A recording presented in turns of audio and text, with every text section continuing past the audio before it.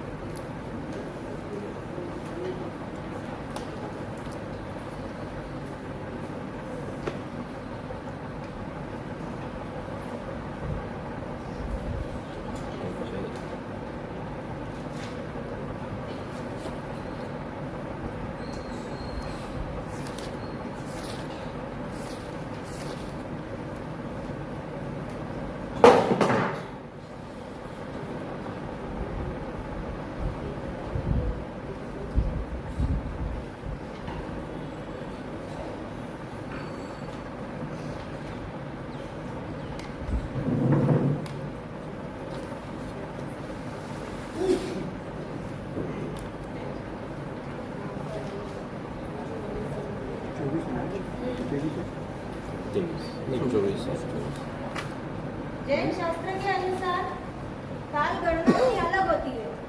जैसे टाइम का सबसे छोटा भाग उसको यूनिट बोलते हैं। यूनिट यानी सबसे जो नहीं के बराबर हो, जिसका दो चीज करने में जितना कम से कम समय उसको बोलते हैं समय। ऐसे असंख्य समय यानी कि एक अवलिका होती है।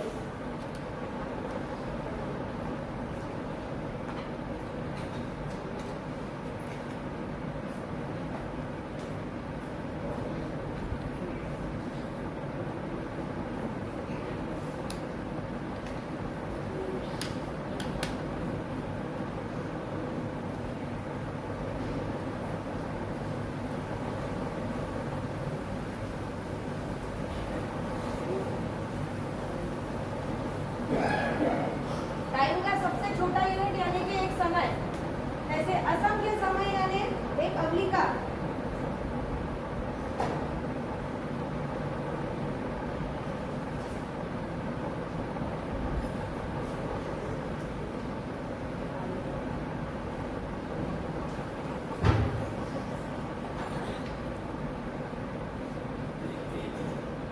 अपन आँख झपकते हैं तो उसमें असंख्य समय चले जाता है अपना।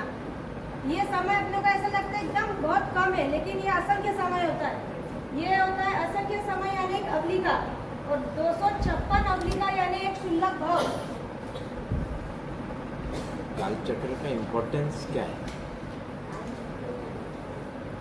काल चक्र यानी अपन जिस आरे में रहते हैं, इसके 6 आरे होते हैं, वो भी आएगा। उसके लिए बोले मुझे ऐसा बताना पड़ेगा, तब आगे काल चक्र समझ पाओगे। जब तक नाम नहीं बताऊंगी तो सब मालूम नहीं पड़ेगा।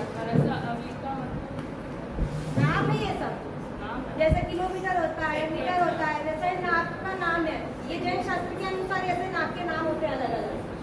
जैसे अपन आँख को ये झपकते हैं तो उसमें असंख्य समय चले जाता है। अपने हिसाब से तो एकदम 1 सेकंड भी नहीं लगता है, लेकिन ये जैन की पद्धति के अनुसार, शास्त्र के अनुसार असंख्य समय इसमें अपना चले जाता है। तो ऐसे असंख्य समय यानी कि एक अवलिका। और 256 अवलिका यानी एक शुल्लक भाव।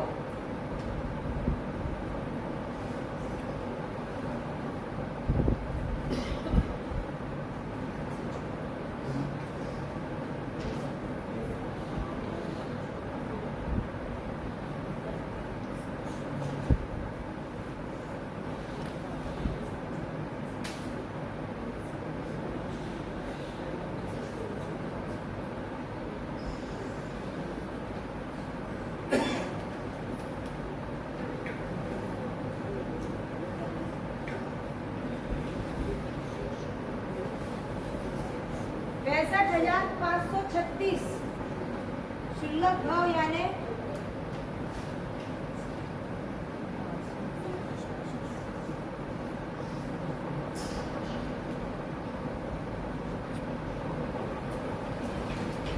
एक मुहूर्त।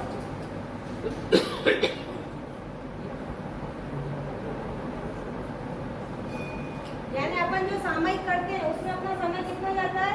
65,536 शुल्लक भाव यानी एक मुहूर्त यानी 48 मिनट्स।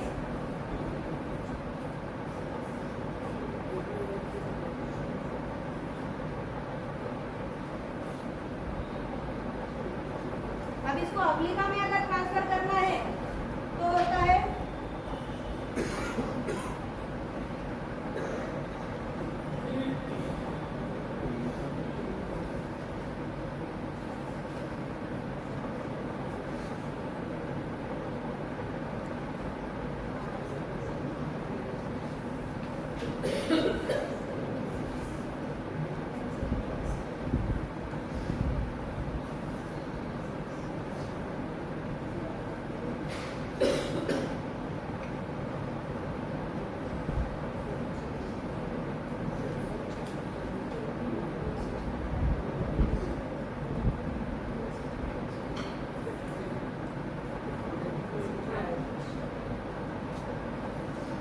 167772216 अवलिका यानी एक मोड़, जिसको 2 घड़ी भी बोलते हैं।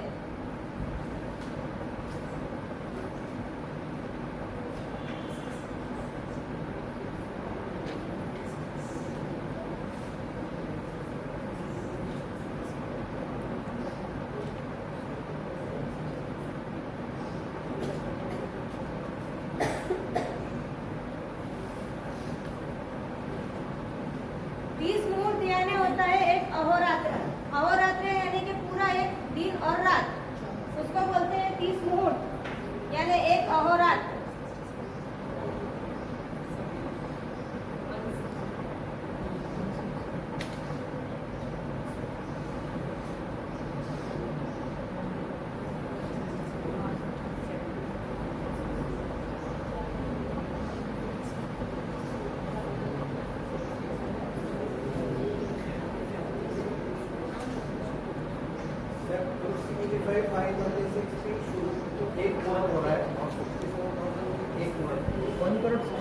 पर एक अवलिका में है और एक शुक्ल भाव में।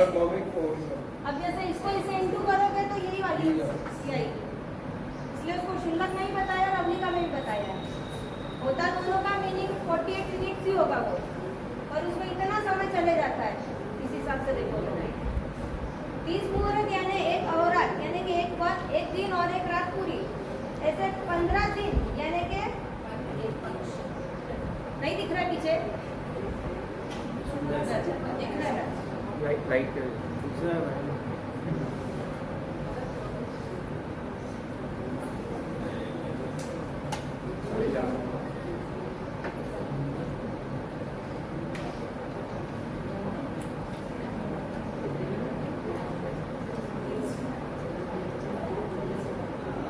अहोरात्र यानी, पर अभी अपन आगे जाएंगे, पूरे में बहुत हो गया ना, लंबी बढ़ जाएगी बहुत ज्यादा।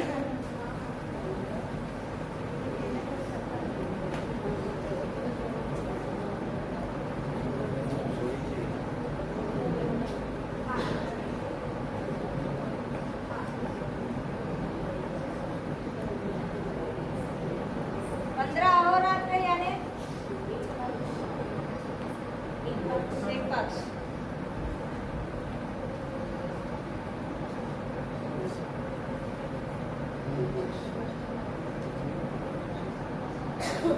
नीचे लिखूं, दिखेगा? दिख रहा मैडम, चश्मे चेक करा ली। 2 पक्ष यानी 24 कैरेट आ गया।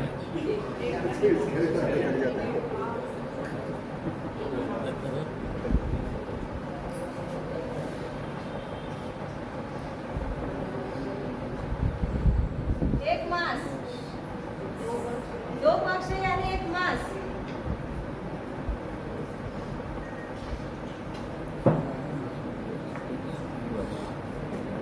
काल चक्र यानी क्या? काल यानी समय, समय का चक्र पूरा आपके जीन शासन में कैसा है वो बताएं।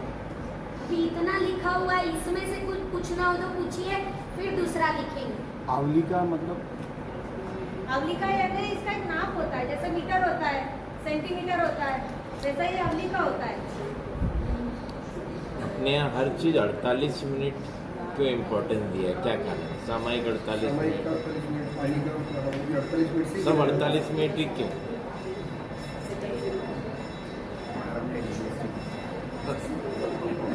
हाँ, ऐसा कुछ नहीं है कि 48 मिनट को ही दिया है प्रायोरिटी, पर ये नीचे से आप देखो ना तो एक मास, ये देखो एक मास यानी क्या? तो फिर 2 पक्ष, पक्ष यानी 15 दिन। नीचे से आप ऊपर जाओ तो 15 दिन 2 बार यानी एक मास बना, फिर 15 अहोरात्र यानी एक पक्ष बना, बराबर है? डे एंड नाइट, अहोरात्र यानी क्या? Day and night. फिर उसके बाद आया 15 अहोरात्र। अभी एक अहोरात्र को कैसे करना?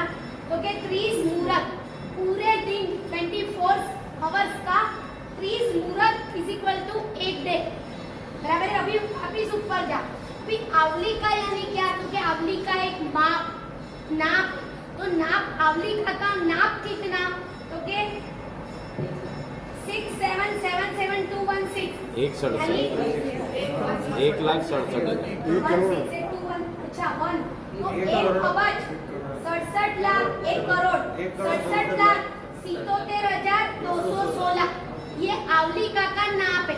तो अपने को आवलिका का सिर्फ नाप में ही याद रखना है, पर वो नाप कितना, तो 1,67,77,216 आवलिका तो इसे इंटू कर दो तो यही आएगी। हाँ इज इक्वल टू एक मूरत।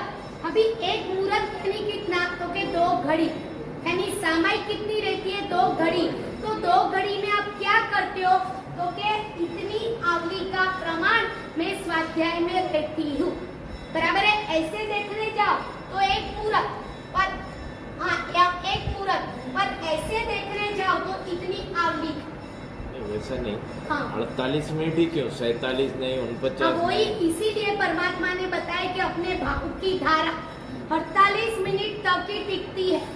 वो एक माप है, 49 में भी भाव की धारा जाती नहीं। आप समझो कि आप सामायिक लेके बैठे, हमारा प्रवचन शुरू हुआ, अब प्रवचन पूरा होने के पहले एक बार घड़ी की ओर आपका ध्यान जाता है, और कब जाता है, तो कि 48 मिनट के बाद, यानी आपका भाव का कंसंट्रेशन कितना रहता है, तो कि 48 मिनट। ये परमात्मा ने 2500 साल पूर्वे ये भाग दिया है, यानी बता दिया। अब 47 और 49 क्यों नहीं, क्योंकि प्रभु को लगा था ये बंदे 48 मिनट तक ही उनकी भाव धारा चालू रहे। समझ में आए? आज 1 घंटा तक ही प्रवचन क्यों, 3 घंटा क्यों नहीं, पिक्चर क्यों 3 घंटा और प्रवचन क्यों 1 घंटा, क्योंकि प्रवचन की स्टेमिना 1 घंटे की है, पाप की स्टेमिना कितनी भी रखो। अभी अपन ने फनफेयर रखा तो 3 से 6, तो सबकी भावधारा ऐसा लगा सूर्यास्त क्यों हो गए, ऐसा लगता है क्यों, that is entertainment and enjoy. पर जो धर्म की है उसमें लिमिटेशन इसीलिए प्रभु ने दिया था कि ये बंदा और भावधारा चली जाती है, फिर पुण्य नहीं मिलती। जितनी भाव उतनी भक्ति। मंदिर में जब तक आपको लग रहा है मजा आ रही है, अब गर्मी लग रही है, एकदम इरिटेट हो रहे हो तो निकल जाओ, क्योंकि भाव बिगड़े ऐसी भक्ति नहीं। ये जैनिज्म मैंने 11 दिन ही क्यों रखा, क्योंकि 6:30 बजे 11 दिन उठाना बराबर, बाद में उठाऊंगी तो मुझे सुला दे, इसीलिए सबकी एक लिमिट है। ये 48 मिनट प्रभु महावीर ने दिया, 11 दिन साध्वी वात्सल्य ने, बराबर है ना। तो ये लिमिट है कि इतने तक आपकी भावधारा। अभी बताया आवली का, तो आवली का को किसमें कन्वर्ट किया, तो के क्षुल्लक।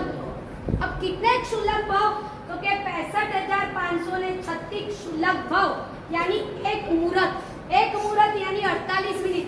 तो 2 घड़ी और 48 मिनट दोनों सेम नहीं, एक बराबर है ना, 2 घड़ी और 48 मिनट ये दोनों सेम, बराबर।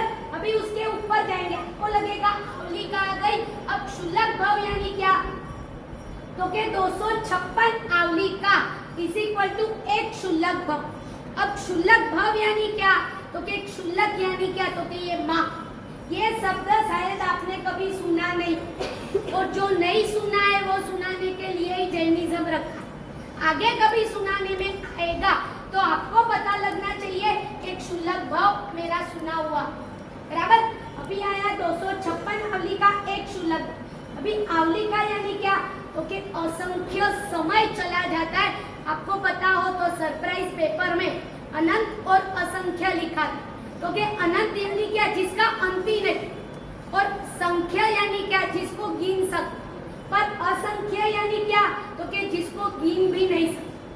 ऐसे असंख्य समय जाता है, बाद में एक आवलिका तैयार होती है, बराबर। तो ये नीचे से पकड़ोगे तो आपको बराबर। अभी आपको आएगा काल चक्र, तो पूरा काल ये चल रहा है अवसर पीढ़ी, उत्सर पीढ़ी, ऐसे 6 आरा। अब 6 आरा का यूज ये सब समय में करना। तो ये बैकग्राउंड बना दिया, इसमें अभी कुछ पूछना हो तो पूछो। आप पूछोगे आवलिका यानी क्या, तो आवलिका यानी 1 आवलिका यानी 256 आवलिका बराबर है क्षुल्लक भाव। तो आवलिका वर्ड का मीनिंग एक ही है, माँ। जैसे मूरत 2 घड़ी तो 48 मिनट। अब आप पूछोगे 48 मिनट यानी क्या, तो वो नहीं, बराबर है, ये शास्त्र वचन है तो ऐसे ही अपने को एक्सेप्ट कर। ये आप समझ में आ गया, बराबर। अभी इसके आगे अपन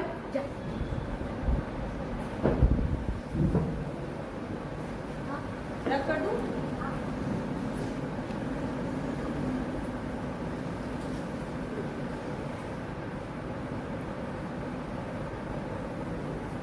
काल यानी समय, अगर काल चक्र तो के समय का चक्र। 2 वर्ष यानी 1 मास। अब 2 मास यानी 1 ऋतु।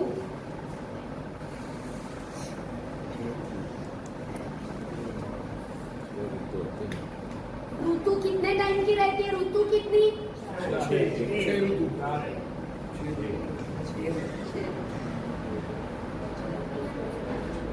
देखो ऋतु कितनी है, 3।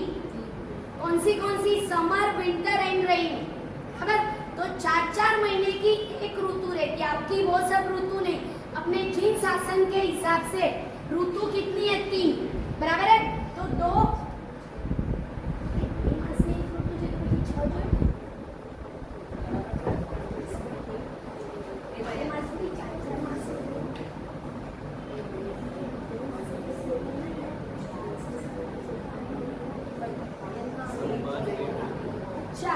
2 मास बराबर 1 ऋतु। ऋतु कितने महीने की होती है, तो के 2 महीने। तो आपने बताया वो बराबर है 6 ऋतु। अब 6 ऋतु का नाम आता है, बोलो। स्प्रिंग आता है, ये 6 ऋतु का नाम, समर, रेनी, विंटर तो मैंने बता दी। एक स्प्रिंग आएगा, स्प्रिंग स्प्रिंग को क्या बोलते हैं? बसंत। Very good. और एक पतझड़, उसको क्या बोलते हैं? ओके। और एक शिशिर ऋतु, वो ठंडी में, बराबर है। ऐसी 6 ऋतु है, तो 1 ऋतु बराबर 2 मास, 3 ऋतु बराबर 1 अयन, और 2 अयन बराबर 1 वर्ष। यानी 3 ऋतु यानी कितने महीने हुए, 6 महीने। और बाद में आया 2 अयन, तो 6 महीने के 2 अयन बराबर 1 साल। समझ में आ रहा है? आ रहा है, टाइम लगेगा। एग्जाम में आने वाला है। ये एग्जाम में आने वाला है। हाँ, पक्का। सब आने वाला है। तो पढ़ने को बहुत टाइम लगेगा। इसमें हो जाएगा। चलो ये एक चीज पढ़ा है ना, सुनो, तो ऊपर से जाएगा तो एग्जाम में नहीं पूछेंगे, पर जितना समझा रहा है उतना समझो। ये कोर्स के बाहर का है, इसको मत पूछना। 5 वर्ष यानी 1 युग। 84 लाख वर्ष। सही बात। ये एजुकेशन पॉलिसी है।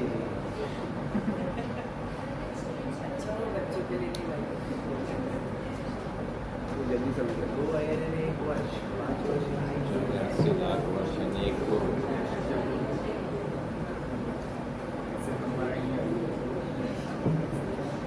युग के आगे फिर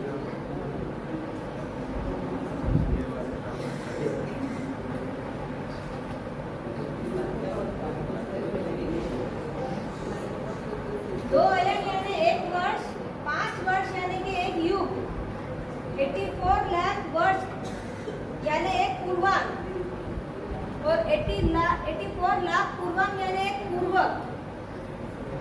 परमात्मा आदिनाथ की एज जो थी वो पूर्व में थी, यानी कि 84 × 84 करो तो 70560 अरब वर्ष होते हैं।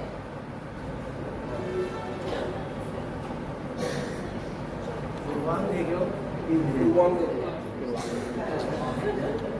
अब बोलते थे ना कल बार योजन यानी बताओ, ये इसीलिए मैं डीप में नहीं जाती। मुझे मालूम है आपका लेवल, आपका स्टैंडर्ड उतना ही।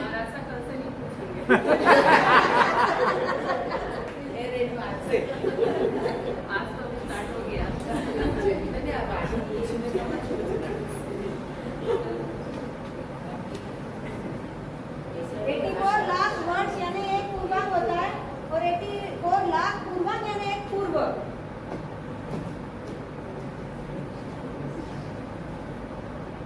अब असंख्य वर्ष, ये तो काउंटेबल था, लेकिन अब असंख्य वर्ष आए।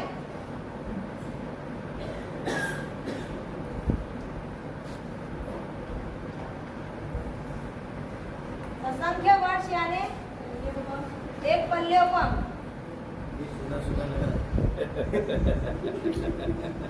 कोई बताने के लिए पूरा बताया होगा। पल्योपम कैसे आएगा, तो कैसे बताऊंगी मैं? एक पल्योपम, असंख्य वर्ष यानी एक पल्योपम। फिर 10 कोड़ा कोड़ी पल्योपम यानी एक सागरोपम। हमारा सागरोपम, ये 12 साल में प्रोजेक्ट में बता ये अंतिम माप है सागरोपम। सागरोपम को दिखाने के लिए ऊपर का सब देखो, दबा।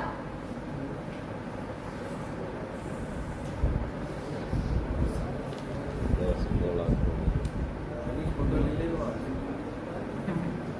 थोड़ा थोड़ी क्या है क्रोड़ क्रोड़ क्रोड़ को क्रोड़ के साथ गुनो यानी कोड़ा कोड़ी होता है। बहुत डीप है अपना जैनिज्म।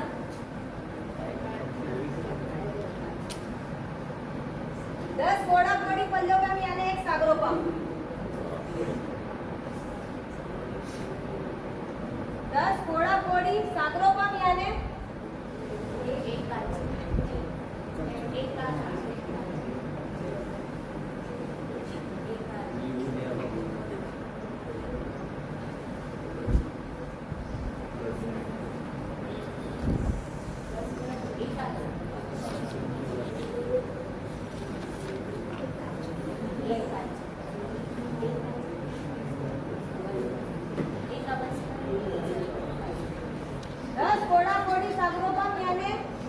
एक अवसर पीढ़ी। एक अवसर पीढ़ी। अवसर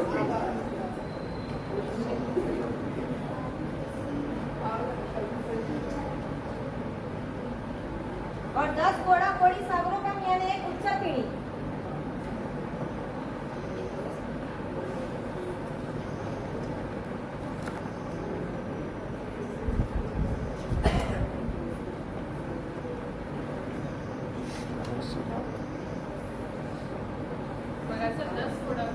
हाँ।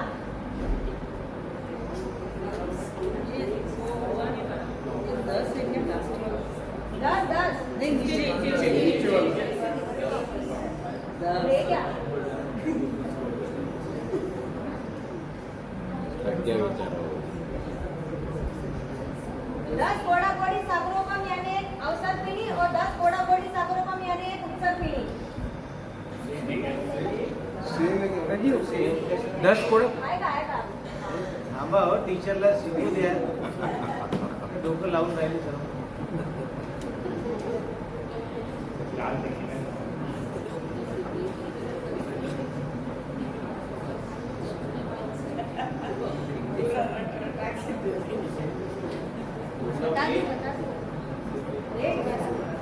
एक मिनट नोट करना ये हो गया? नहीं नोट नहीं, एक मिनट, ये दोनों एक ही हो गए। अभी सुनो, आपने सब लिख लिया? नहीं नहीं ठीक। वो भी हाँ लिख लो, फिर पूरा समझाएंगे, उसके बाद क्वेश्चन हो तो पूछो। बीच बीच में बोल रहे हैं ना डिस्टर्ब अभी तो जब बीच बीच में बोलते हैं डिस्टर्ब होता है समझ नहीं हाँ, क्या बोले, अभी कुछ भी मत पूछो, पहले आपको ये पूरा लिखने के बाद समझाएंगे, बाद में क्वेश्चन हो तो पूछो।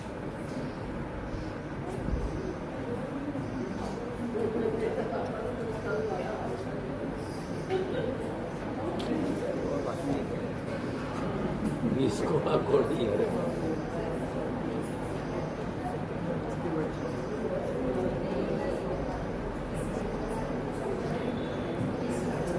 फोटो काल चक्र के लिए देखो लिखना हो गया, अब पूरा माप समझा रहे हैं, अब समझ लो, उसके बाद काल चक्र शुरू करेंगे। वर्ष तक समझ में आ गया था? एक वर्ष, 5 वर्ष यानी कि एक युग, फिर 84 लाख वर्ष यानी एक पूर्वांग, फिर 84 पूर्वांग यानी कि एक पूर्व।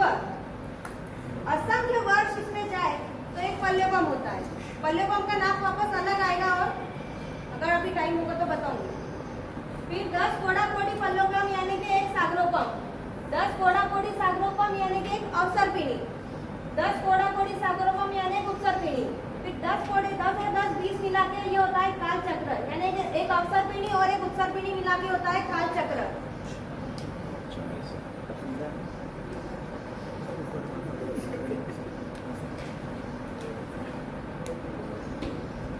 ये 84 लाख का क्या हाँ इम्पोर्टेंस? हाँ ये अपन जो कोडाकोडी कैसे है, तो सभी क्षेत्रों में सेम ही चलता है क्या? हाँ ये काल चक्र पूरा है ना, तो सभी क्षेत्र में यही मार्ग। अब उत्सर पीढ़ी यानी क्या और अवसर पीढ़ी यानी क्या? उत्सर यानी ऊपर, अवसर यानी नीचे। वो अभी आपको उत्सर पीढ़ी अवसर पीढ़ी दिखाई। मतलब वो आगे चलते हैं अपन पीछे चलते हैं ऐसा नहीं सेम है। महावितरण हाँ सब सब तो क्या 20 कोडाकोडी क्या? 20 कोडाकोडी सागरोपम यानी एक काल एक काल चक्र। चक्र।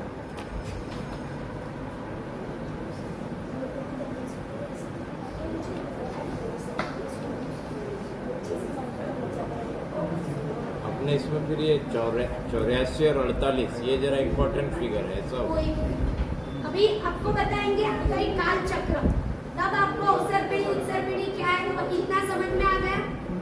अब इसको रफ करो।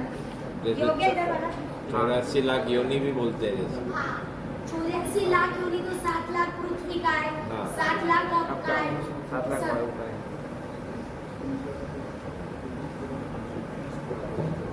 तो ये सब क्या है जिसको बहुत स्वाध्याय रहता है ना, उनको नाक का नॉलेज बहुत है। और मुझे मालूम कि ये स्वाध्याय प्रेमी नहीं है मीन्स इतना वो नहीं है, पर सीखना तो पड़ेगा ही कभी ना कभी।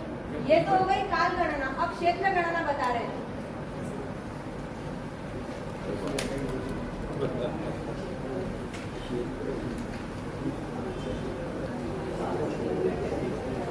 जगदीश भाई सावड़े कोई भाई ये काम कर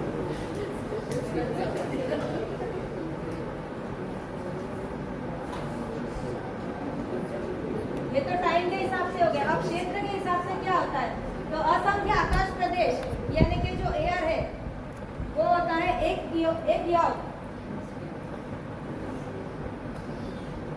यानी जब का दाना होता है ना वो। क्या होता है? असंख्य आकाश प्रदेश यव यानी क्या होता है? दिखेगा नहीं साहब, ब्लू पेन जैकेट यूज करना, रेड दिखेगा। राव असंख्य आकाश प्रदेश यानी कि एक यव यानी गेहूं का माप, जौ आते हैं ना, जाओ तो एक जौ बराबर असंख्य आकाश प्रदेश। आठ यव यानी एक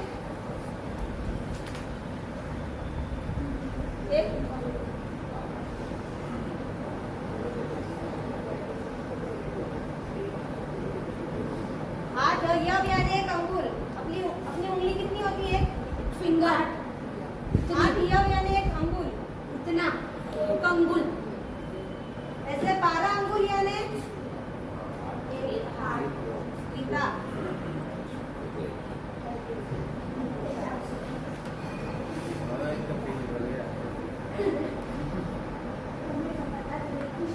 पहले वाले की जली 12 अंगुल यानी एक बित्ता। एक बित्तेस बोलते हैं ना, बित्ता बित्ता दिखता है नहीं ये है बिल्लस बिल्लस। एक बिल्ला। बच्चे खेलते थे हम लोग तो बिल्लस से खेलते। 2 बित्ता यानी एक हाथ। आप लोगों को खेला ही नहीं। खेला गया। खेला। 2 बित्ता यानी एक हाथ।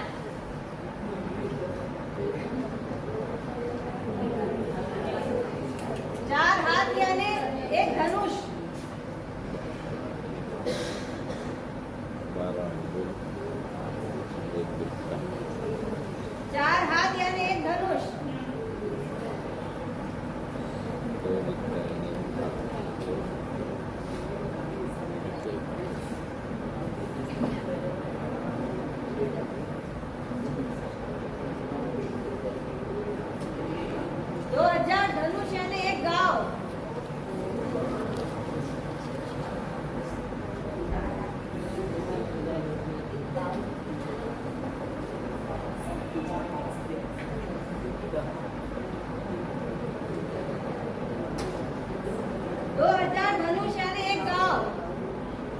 उसको कोश भी बोलते हैं।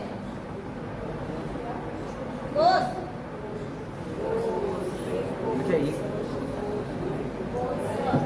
कोश 4 कोश यानी 1 योजन।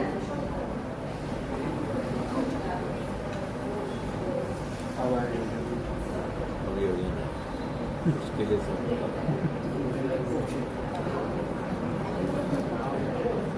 योजन के लिए था ऐसा। हाँ ये सब आपके प्रश्नों के डायरेक्टली अगर योजन पता नहीं तो मालूम नहीं पड़ता आया कैसे ना। तो योजना ही फंस जाती है। अब आया योजन 12 योजन। आप योजन पूछ रहे तब इतना बताओ तब तक तो सब नहीं भाई बैठे 4 कोश यानी हाँ एक गाँव। गाँव है नहीं गाँव वो गाँव नहीं गाँव ये नाप है नाप है वो है वो नहीं है। टीचर को गाँव बोलो या कोश बोलो एक ही है।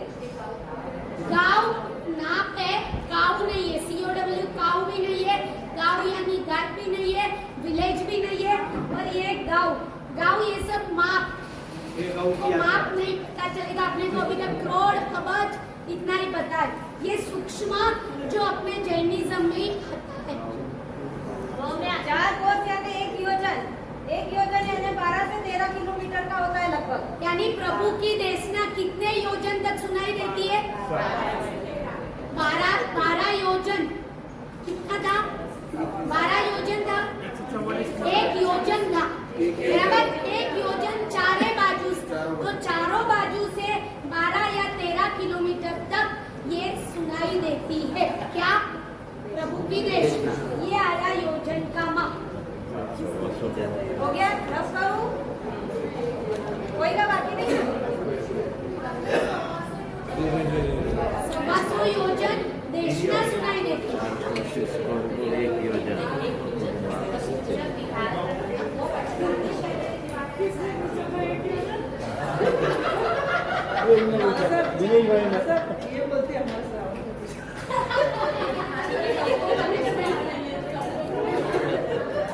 जो बोला ना ये इनके सवालों के जवाब है।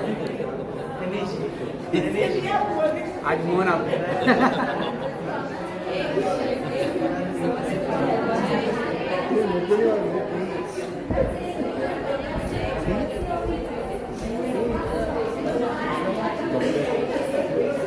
क्या पढ़ रहे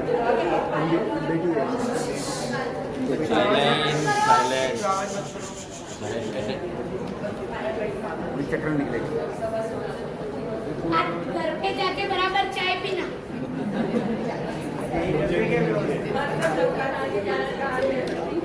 चलो अभी आया काल चक्र।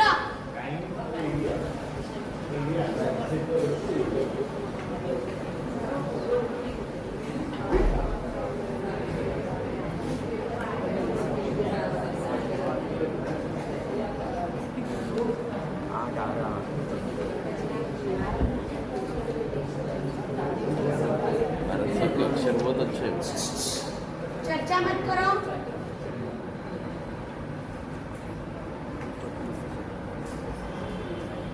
ये होता है पूरा एक काल चक्र। 20 कोड़ा कोड़ी सागरों का होता है पूरा काल चक्र होता है। इसमें होता है ये 10 कोड़ा कोड़ी इधर 10 कोड़ा कोड़ी इधर। ये ऊपर की तरफ जाता है इसलिए इसको बोलते हैं उत्तर पीढ़ी।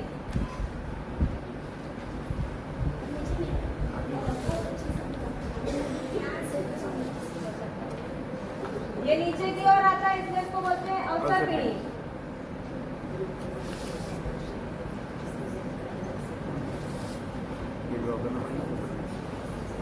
इसमें 6 आरे होते हैं A1 A2 A3 A4 A5 और A6। ये पूरा होता है 10 कोड़ा कोड़ी सागरोपम का। ये अलग अलग माप आएंगे इसमें A1 A2 A3 A4 A5 A6 एक 6 आरे होते हैं इसमें अवसर पीढ़ी में। सेम ऐसा ही रहता है ये U1। ये ऊपर से नीचे गया अभी नीचे से ऊपर आएगा। U2,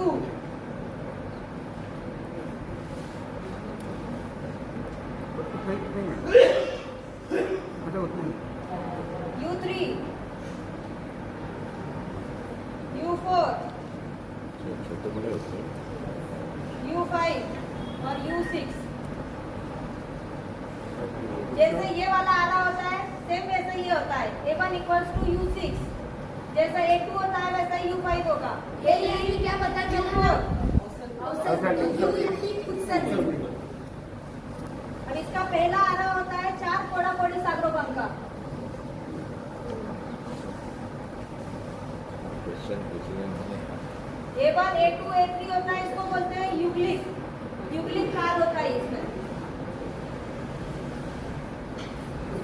ये होता है 4 कोड़ा कोड़ी सागरोपंख, ये होता है 3 कोड़ा कोड़ी सागरोपंखा, और ये होता है 2 कोड़ा कोड़ी सागरोपंख।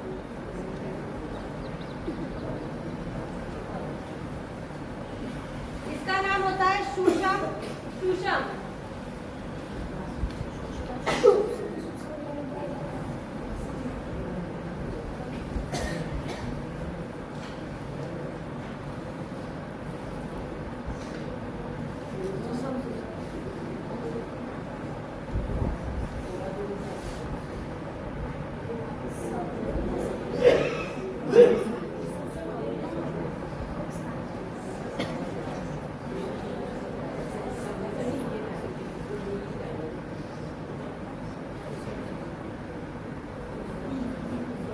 सुषमा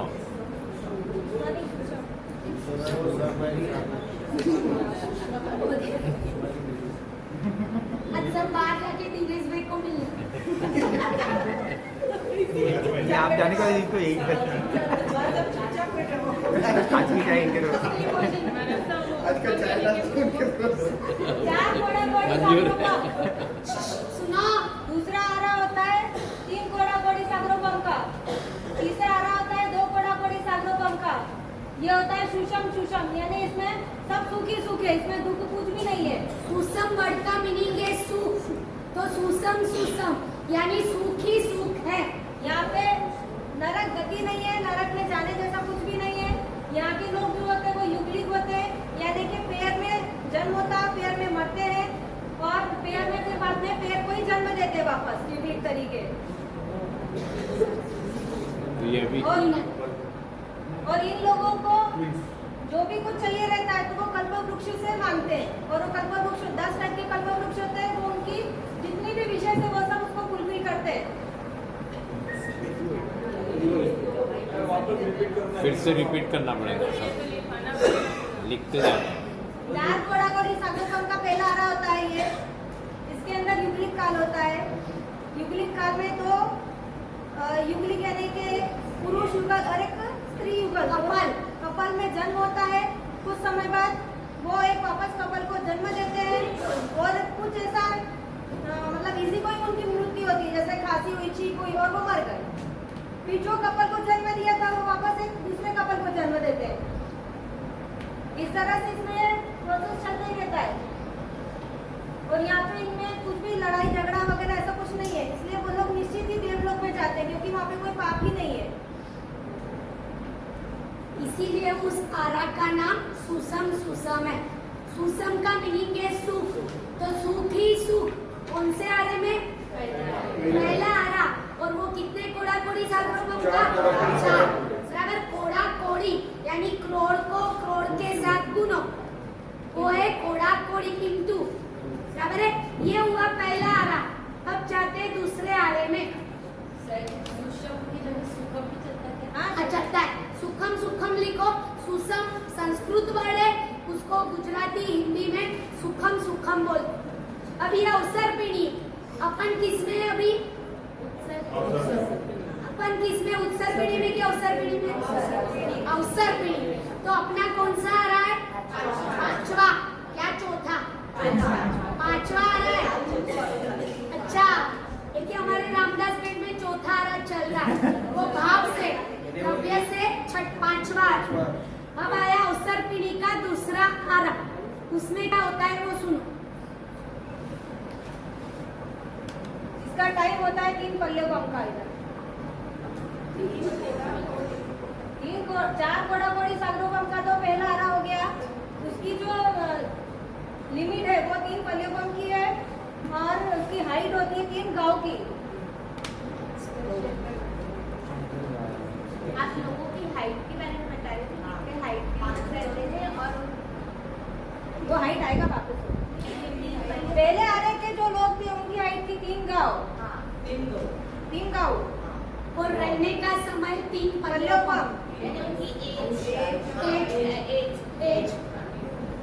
4 कोड़ा कोड़ी सागरोपम का पहला आ रहा, उनकी एज वहाँ पे जो है वो 3 पल्योपम तक मैक्सिमम और 3 गांव की उनकी हाइट। इसका नाम है सुषम सुषम।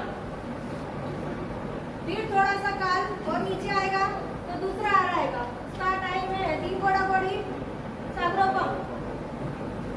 उसका नाम है सुषम।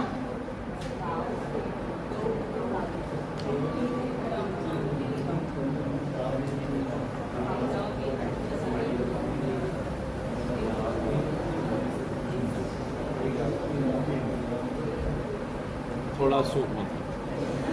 थोड़ा सूख नहीं, सिर्फ सूख। सूख ही सूख नहीं, सूख पर दुख बिल्कुल पर सूख।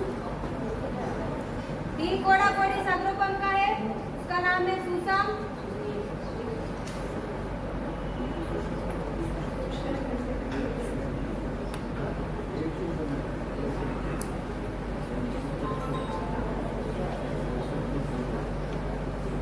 दो पल्योपम की उसकी एज लिमिट। मैक्सिमम हाइट इसकी 2 गांव।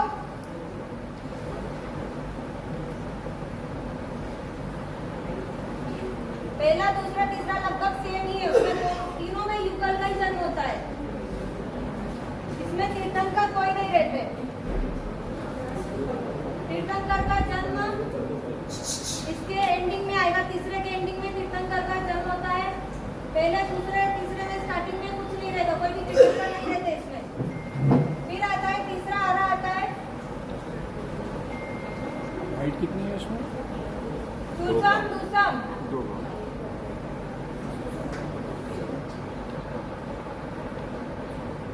ओके।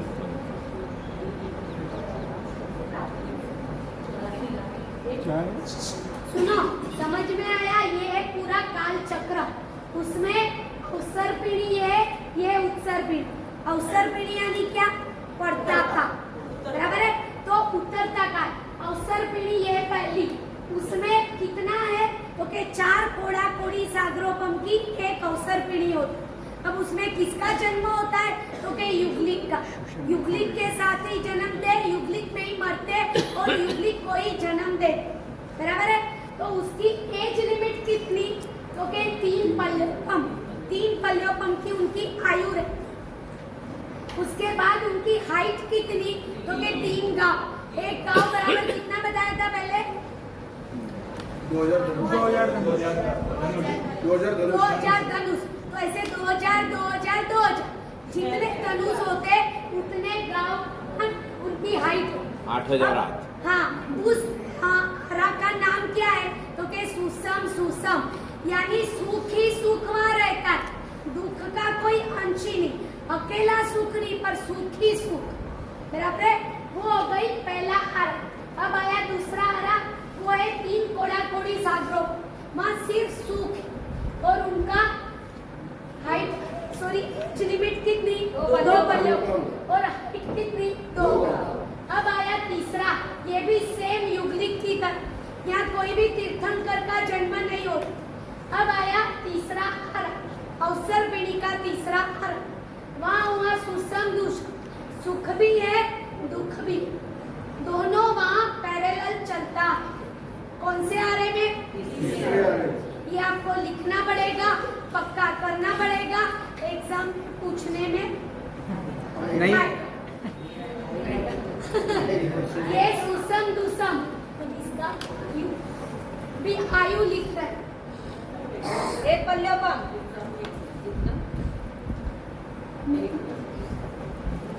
एक पल्योपम की उनकी आयु और एक गांव।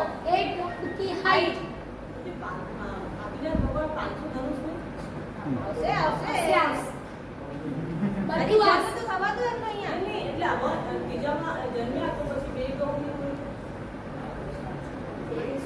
एज कितनी है? एज कितनी है? चौथे आरे में उनकी शुरुआत हुई। 3 आरे तक तीर्थंकर का जन्म नहीं। नहीं, एक पल्योपम है ना? एक पल्योपम उनकी हाइट, एज, हाइट नहीं, एज उम्र। एक गांव उनकी हाइट, उनका रहते मतलब वर्ष जो एक पल्योपम में, और दूसम उसका नाम, तीसरे आरे का, 2 कोड़ाकोड़ी सागरोपम का ये समय। एक पल्योपम, उनकी आयु एक पल्योपम और हाइट रहेगी 1 गांव। ये 3, 2, 1। अब आता है चौथा आरा। ये भी युग्लिक वाला। ये तीनों युग्लिक काल तीनों है। युग्लिक काल है।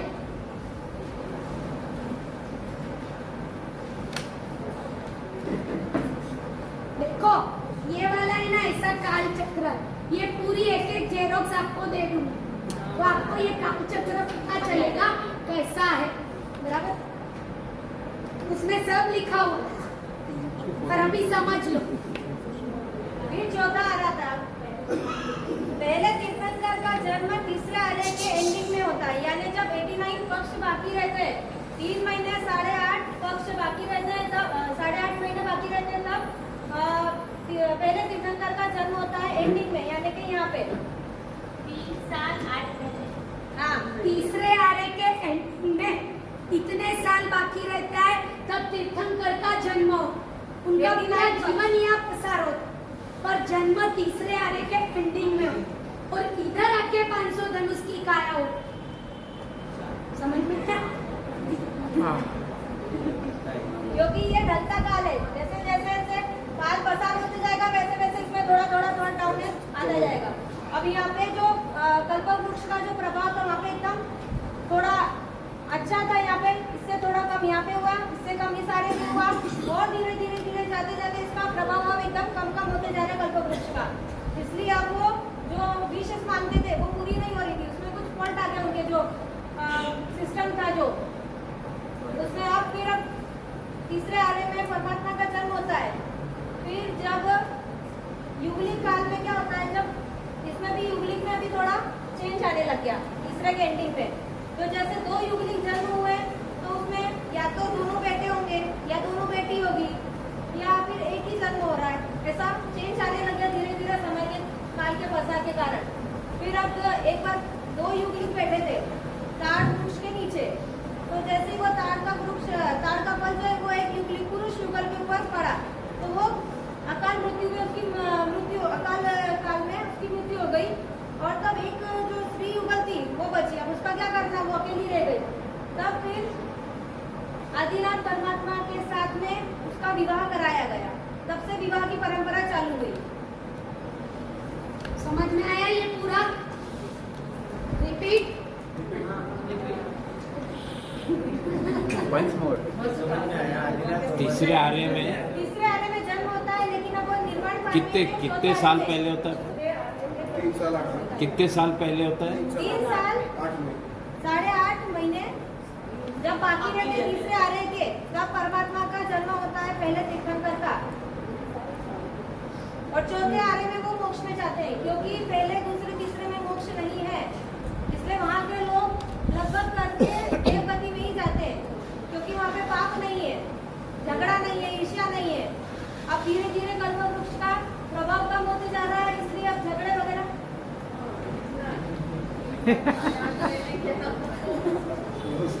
गीतांजलि है, गीतांजलि लेक्चर नहीं देना है, पढ़ाई कराना है। गीतांजलि है, गीतांजलि। बाकी रहते हैं, तब उनका जन्म होता है। तीसरे आरे के 3 साल 8.5 महीना बाकी रहता है, तब आदिनाथ परमात्मा का जन्म हो, और जैसे ही जन्म हुआ तो युगल में जन्म हो, और एक ताड़ वृक्ष के नीचे युगल बैठे हुए थे, तो ऊपर का एक फल युगल में से पुरुष के ऊपर गिर, तो पुरुष की हत्या हो गई। अब बची अकेली स्त्री। स्त्री अकेली क्या करेगी, किसके साथ शादी करेगी? तो आदिनाथ परमात्मा का जन्म 3 साल 8.5 महीना बाकी था, तब हुआ। तो इधर आए चौथे आरे में, तो लगा किसी को उनके ऊपर बात को कि अब अकेली स्त्री बैठी है, इधर अकेले आदिनाथ परमात्मा है, तो दोनों की शादी कब करी? चौथे आरे। और ये 3 आरे में सुख इतना ज्यादा है, पर मोक्ष और कल्प वृक्ष का प्रमाण इधर बहुत था। जो इच्छा हुई मुझे ये खाना है, कल्प वृक्ष से मांग लिया, पर सुसम सुसम था, इसीलिए कल्प वृक्ष का प्रमाण बहुत ज्यादा। और जैसे ही सुसम में आया तो कल्प वृक्ष का जो था वो थोड़ा घट, इधर आया तो और घट। जैसे जैसे अवसर पीढ़ी में नीचे जाते ऐसे ऐसे प्रमाण घटता। इधर आने के बाद कल्प वृक्ष का प्रमाण और नीचे हो, डाउनफॉल आ। और इधर आने के बाद चौथे आरे में आने के बाद अधीना इधर 3 आरे तक मोक्ष बंद था, पर यहाँ झगड़ा बिल्कुल नहीं था। तो इधर से मर के तीनों अवसर पीढ़ी वाले देवलोक में जा। समझ में आया? अब आया चौथा आरा। चौथा आरा कितने कोड़ा कोड़ी सागरों का है? पहले तो नाम आएगा उसका दुष्म सुषम।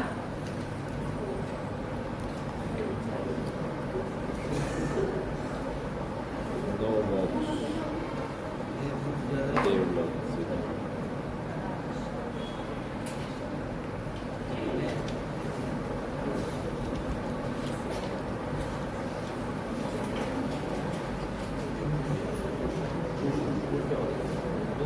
अब इसका नाम है एक कोड़ा कोड़ी।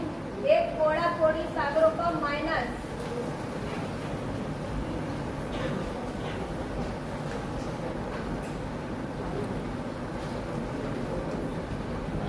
एक कोड़ा कोड़ी सागरों का -42,000 वर्ष, यानी एक कोड़ा कोड़ी सागरों का माप है, उसमें 42,000 वर्ष माइनस करो। कौन सा आरा चल रहा है अभी? चौथा। चौथा आरा क्या है? तो कि दुसम सुसम। दुसम सुसम का मीनिंग क्या? दुख और सुख। कल्प वृक्ष का प्रमाण घटता गया तो चौथे आरे में आता गया दुख और सुख, यानी पहले दुख ही होता है, आंशिक सुख मिलता है। किसको? चौथे आरे को। उनकी हाइट आयु है 1 करोड़ पूर्व। यहाँ था पल्योपम, अब पल्योपम से आयु घटती गई। कितनी आई? तो 1 करोड़ पूर्व। करोड़ से पूर्व का नाप कम। समझ में आया? 1 करोड़ पूर्व उनकी आयु है। कौन से आरे की? चौथे आरे। और उनकी हाइट कितनी है? तो 500 धनुष। इसीलिए आदिनाथ परमात्मा की काया 500 धनुष की है, क्योंकि चौथे आरे में आदिनाथ परमात्मा का जन्म यहाँ एंडिंग में हुआ, पर पूरा जतन यहाँ। 500 धनुष की काया किसकी? चौथे आरे में जन्म हुए सभी की। तो एकदम फिक्स है कि हमारे साथ जो भी चौथे आरे में जन्म लेगा अपने ऑलमोस्ट देखो ये माप है वो अप्रोक्स है, बराबर? हाँ મહાવીર સ્વામી ચોથા આરામાં જન્મ થયો તો એમની કેમ આટલી ઓછી? હજી આવશે આગળ। ये बोलो चौथो। ના ના ના ના अभी बोले सुनो, ये दुसम सुसम यानी दुख और सुख दोनों यहाँ था, इसीलिए इसका नाम है चौथा आरा। अब आएगा 5वां आरा। किसका है? इसमें 23 तीर्थंकर हुए चौथे आरे में। देखो चौथे आरे में 23 तीर्थंकर हुए, बराबर? अब माप क्या इधर 24वें भगवान 23 यानी 23 तीर्थंकर इसमें हुए, यानी कि टोटल 24 तीर्थंकर, 12 चक्रवर्ती। लिखो चौथे आरे में कौन कौन आए? 23 तीर्थंकर, 12 चक्रवर्ती, इनका जन्म। ये कौन है तीर्थंकर? अच्छी गति वाले जी। यहाँ से मर के सब देव गति में जाते, पर चौथे आरे में मोक्ष खुला। इसीलिए चौथे आरे में 23 तीर्थंकर का जन्म हुआ, 12 चक्रवर्ती का जन्म हुआ। महावीर स्वामी भगवान का जन्म यहाँ नहीं हुआ, जन्म इसी में हुआ है। इसी के एंडिंग में, जैसे इसके एंडिंग में आदिनाथ परमात्मा, ऐसे इसके एंडिंग में, चौथे आरे के एंडिंग में मार्च। वो बाद में लिखो, और अभी इतना लिख लो। इतने में कुछ पूछना है? चौथे आरे में 24 तीर्थंकर,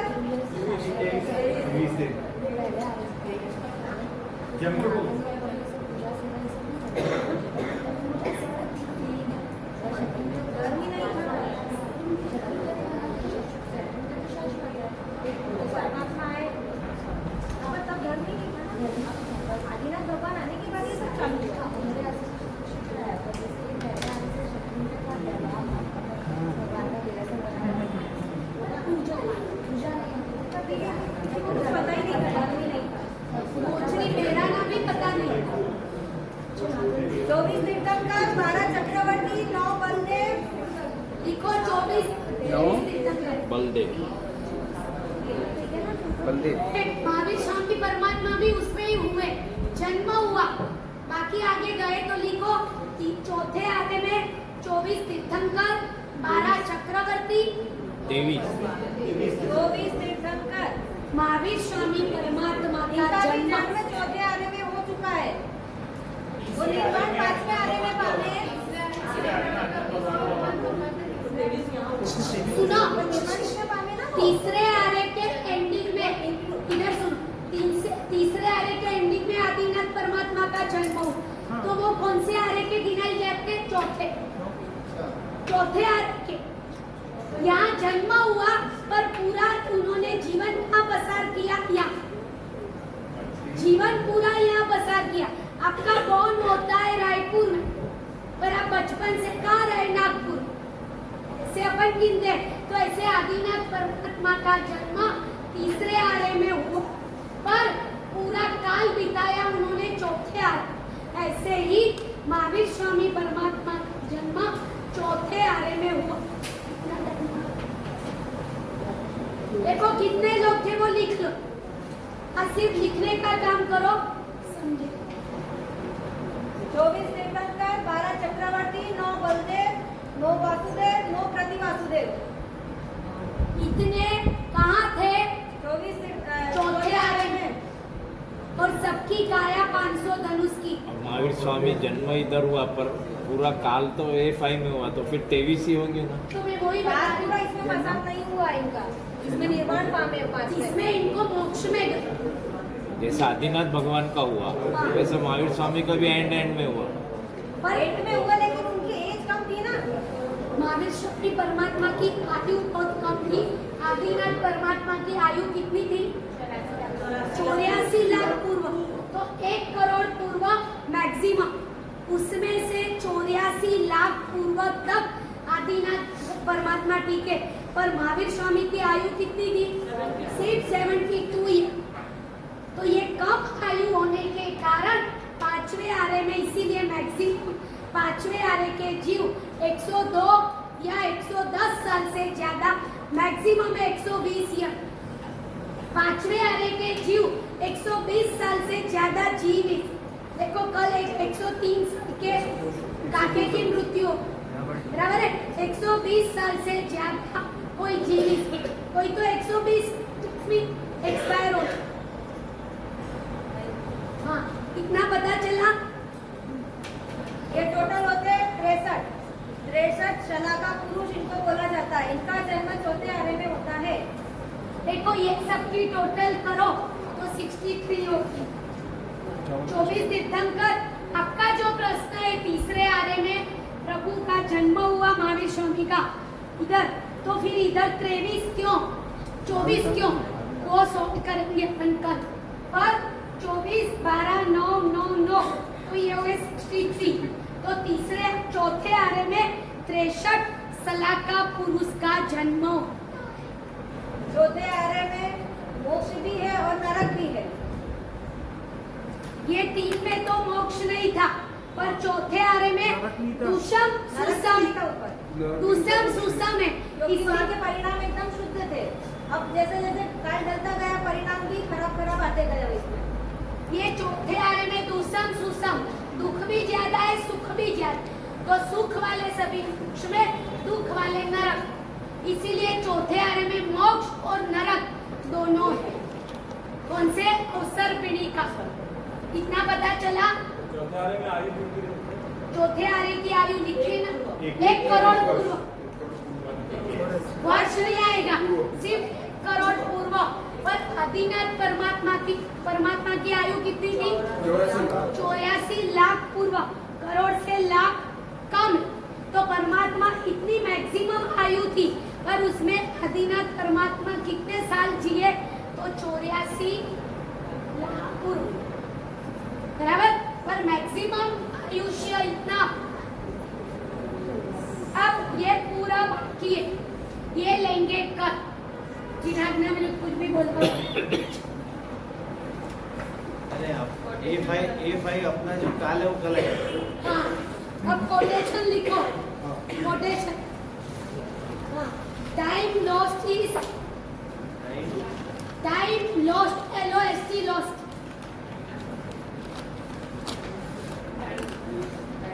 Time lost is lost forever. एक बार समय को खो गया वो हमेशा के लिए खो. Time lost is lost forever.